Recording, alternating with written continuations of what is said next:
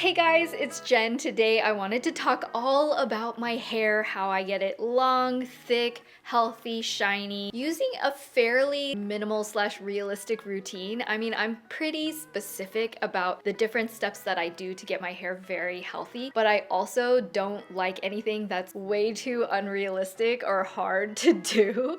So I hope this is helpful for you pragmatic girls and guys out there who are just really interested in a routine to help grow your hair long, thick, strong, healthy, that isn't too difficult. There are 4 things that can really affect how your hair is. The first I would say is genetics. Everybody's hair is going to be different just based on their biology. We all have different hair texture, color, strength, thickness, etc. That also has to do with thinning and hair recession. My daughter actually has kind of curly hair. My son has very, very straight hair. So there are little things I have to adjust between how I treat everybody's hair, because I am the master hair treater in the whole family. So whenever you're watching these hair kind of videos online, take it with a grain of salt. Just because it works for me doesn't necessarily mean it's going to work for everybody, but it's also an opportunity for you to be open-minded and trying new things and seeing what works. The second thing is going to be habits. The things that we do on a daily basis can really impact the quality of your hair. For instance, if you are using a heat tool every single day, eventually your hair is going to get impacted by that. You know, you might get more split ends, things might get more dry and brittle. It's because the actual hair can get burned. Toasting a piece of bread, if you toast it for too long, it's never going to return to that fluffy texture of the original bread that you put in the toaster. Your hair is also kind of like that. Once it's past the point of no return in terms of damage, there's not really anything you can do to make it go back to that healthy stage other than growing out more hair. That also goes for if you choose to color treat your hair, the different shampoos, conditioners you're using, how you're even drying it. Habits can definitely make a big impact. The next thing that can greatly impact your hair is inflammation. I'm particularly sensitive to certain shampoos. I start to get really itchy and dry and flaky. The problem with inflammation, it's sort of on high alert to try to fix the problems in the area instead of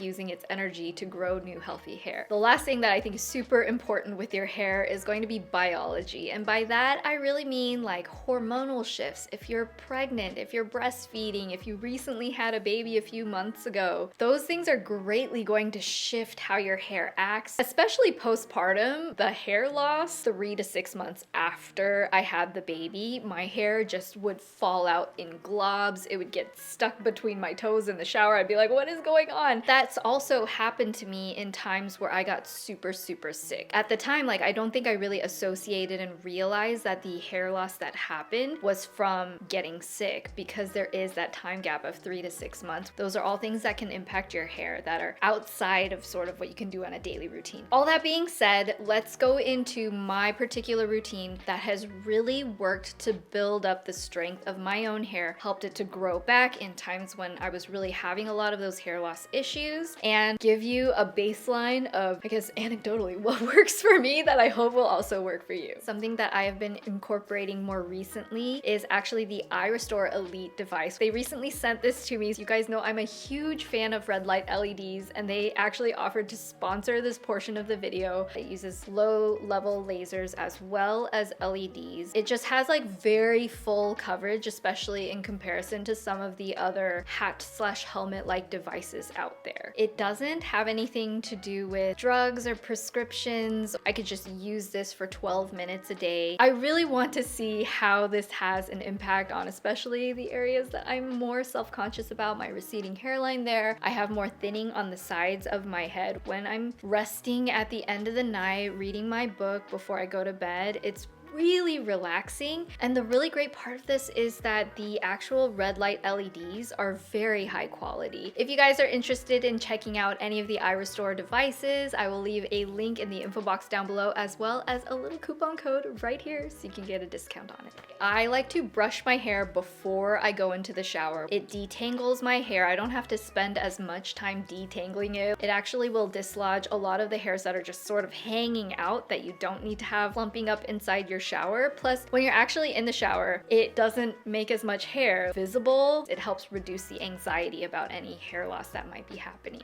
Once I'm in the shower, I actually like to shampoo twice with a sulfate-free shampoo. Like I mentioned earlier, some shampoos with sulfates, I've actually had kind of a negative reaction that caused inflammation to my scalp. I thought maybe it was dandruff, but then when I used a dandruff shampoo, it didn't change the problem. And I think it's because I was actually having a reaction to the sulfates. When I switched over to sulfate-free and used that consistently over like many months and years, I did see an improvement in the health of my hair and a reduction in my flakes. That being said, sometimes it's a little more difficult for a sulfate-free shampoo to clean everything unless you're being very diligent with how you're shampooing your hair. So a couple things that have really helped me is doing a double cleanse. So I will do like a quickie shampoo where I just try to evenly coat my scalp, and then I will actually rinse that out and do another shampoo, maybe not with as much shampoo, because the second time you usually get like a really good lather, which is very satisfying. But I just try to make sure my entire scalp, even the sides, even the back, very covered, coated, shampooed, and very clean. Make sure you're rinsing out all of the shampoo in your hair. Do not just try to do it quickly. Don't skimp on this step. You do not want any shampoo residue in your hair. Next, I go to conditioner. I know within some of the curly hair community, they say that silicones can kind of weigh down a lot of the curls or waves. The last shampoo and conditioner that I used from start to finish that I really loved was actually from a company called Pros. They adjust it to your own hair type. I loved that set. It did not have sulfates and it did have silicones, and it's probably the curliest natural texture that looks nice when you just like air dry it that I've ever had from any shampoo and conditioners. I'm gonna just like be on my own soapbox and say not all silicones are like bad for you, and sulfates I think just depend on you as a person if it works for you or not. I just try to pretty much go from my ears down. I let the conditioner sit in my hair for a good amount of time of my shower. Sometimes I'll like wash my body after I have the conditioner still sitting in my hair just to maximize my time in the shower, you know. Then when all of that is done, I'm ready to get out of my shower. I grab my towel and I will do I call it a slap dry. This is really strange and I feel like I don't hear anybody else, like literally nobody talk about this. I think this is actually one of the most important steps in my whole hair routine. When I dry my hair with a towel, I pull it to the side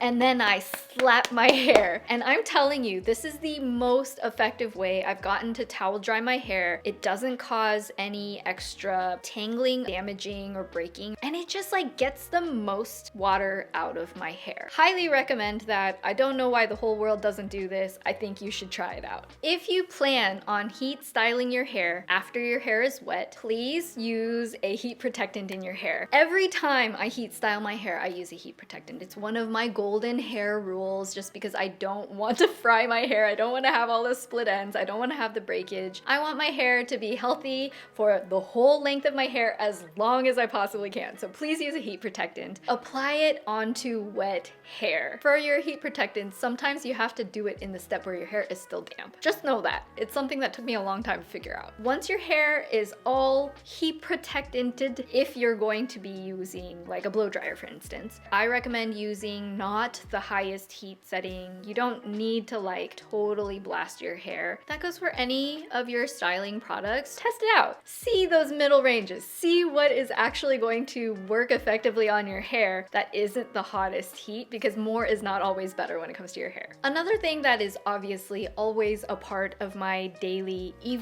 night routine is that I sleep with a silk pillowcase. I used to kind of wonder like, oh, is it really that big of an impact? Does it really change anything about your skin or your hair? But the thing is, silk is a wonderful natural material. It's very breathable, but it also retains a lot of moisture. So when your face is against it, it helps you to retain the moisture in your skin. It helps with preventing wrinkles, but for your hair especially, it's not drawing a lot of those oils away from your hair. It's keeping those oils in your hair, and the oils are what make your hair nice and shiny and smooth and not tangly. What I've seen the biggest impact is actually my 7-year-old daughter. She is very energetic, especially when she sleeps. She's like rolling all around her bed, and when she sleeps on a regular cotton pillowcase, she will wake up with a bird's nest in her hair. But ever since I switched her to this super cute strawberry print silk pillowcase, which she loves, her hair has been a lot more hydrated, a lot less tangly. I don't think it prevents all of the 7-year-old crazy tangles, but it's improved things. So I think that that's definitely worth it to invest in that, especially if you have a little more texture in your hair or really fine hair where it gets tangled all the time. Alternately, if you don't want to use a pillowcase and you would rather have something that sticks to your head, especially if you do move a lot in your sleep, you could also go for a silk bonnet. And for both of those cases, I would actually say if you're considering different alternatives, look for something that is made of 100% silk versus just a satin, which is usually made of like a polyester material, because it's not going to have those same benefits for your hair. If you guys want specific recommendations, I will link my favorite ones in the info box down below. And then finally, to wrap things up, I guess I'm just going to do a big list of things to avoid. Don't do these things. And I'm not saying you can do whatever will make you happy. You live your best life. If there is something that is damaging to your hair, but it makes your soul sing, you do that thing. I have done that thing. I have been blonde. I look back at it with a little bit of regret, but you know what? I was happy to do it at the time. Was my hair super damaged? Yes. And could I not wait to grow it out at the end of the day because I was so sick of the damage? Also, yes. It's good to experience all the different things with your hair. We don't need to be like super anal. I still use heat tools, I just use them sparingly. I still use a blow dryer, I just don't use it every time after I shower. It's all about balance. So if you want to color your hair, if you want to use bleach on your hair, do those things. But that being said, here's my things to avoid. 1, avoid coloring and bleaching your hair. Do what you want to do. But if you want to keep healthier hair, try not to bleach it because it will damage it. Some people's hair is more stronger than other people's hair. And honestly, bleach is not going to be as harsh on somebody who has like a light brown hair going to blonde. But for my thick black Asian hair, if I'm gonna go platinum, it's never gonna be the same again. Okay, so the next thing is try to be careful about not tying your hair or braiding it when it's still wet. First of all, it just really doesn't let all of the pieces dry properly, which can cause smells and weirdness. It doesn't let your hair like breathe and circulate. It's not gonna be good for your scalp either. So I just really try not to do anything like that when my hair is still wet or damp. Try to avoid having super tight ponytails for a long period of time. I know those like super slicked back ponies are very popular right now, but if you do that kind of hairstyle too long, it can definitely cause some issues of the hairs like pulling out at the follicle. And once you do that many times, it can actually cause your hair to fall out in those places because there's just so much strain on the scalp. It's also a good idea not to overuse hats, not to be like gender specific, but like I know a lot of guys love wearing baseball caps every single day. It's really good to have a lot of oxygen circulating around your hair, the hair follicles, the like basically pores all over your head with hair growing out of it. We need to treat that in some ways similar to how we would treat things on our face. We want to make sure everything is cleansed properly, and with a lot of hat use, it can kind of trap a lot of dirt and sweat close to the head. I actually think it's not a bad idea to disinfect the inside of hats regularly as well. Speaking of buildup, I also try to avoid overusing too many products that will cause a lot of buildup in my hair. I don't use a ton of hairspray. I don't use a ton of thickening sprays. I try not to have too many things that are just going to sit on my hair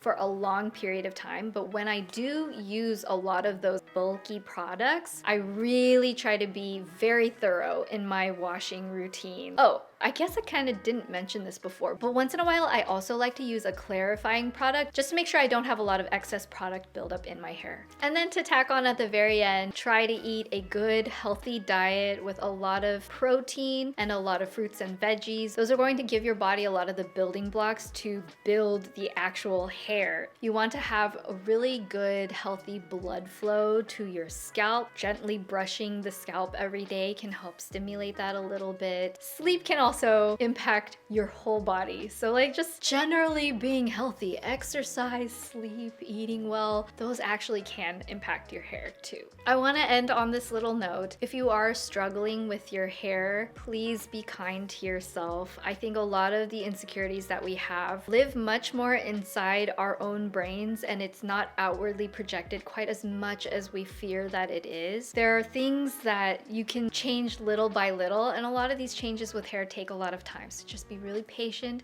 be really kind to yourself, because it is difficult going through hair struggles. It is difficult going through fear of like thinning and hair loss. I know what it feels like, but I also have seen the other side where when I've taken good care of myself, I have seen a lot of hair regrowth. I really hope this was helpful. If you enjoyed this, I would absolutely love if you would hit the thumbs up button. If you've seen something actually work really well for your hair, please leave me a comment and let me know, because I'm always excited to check out new things and see what works for you. Like, do you have a favorite sulfate-free shampoo? Let me know. So that's about it. I love you guys so much, and I will see you in my next video. Bye.